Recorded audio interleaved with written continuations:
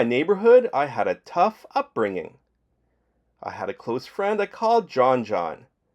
We were the same age, but he moved away when I was 4. All the other kids on the street were teens, and they would gang up as 3 to 5 boys and beat the crap out of me. It didn't help that my dad would give me a licking for being too far away from our house, or for some other lame reason. The boys saw that my dad hit me, so they would provoke me even more.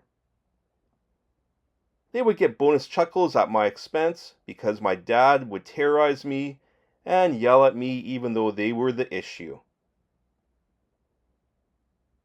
Being alone as a kid, I created my own friend. For some reason, I liked the smell of gasoline.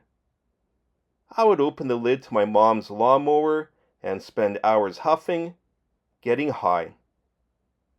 It was a numbing of the pain that I was alone. I can't tell you how long, how often, or even when I stopped. At this point in my life, I knew I have an addictive personality, and I am careful with any bad habits, preferring not to risk it. Today, I examine employees on road tests at the airport.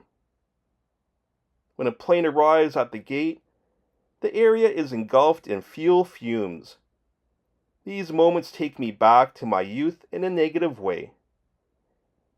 I wonder how many brain cells I have destroyed, and where I would be today if I didn't create my own friend.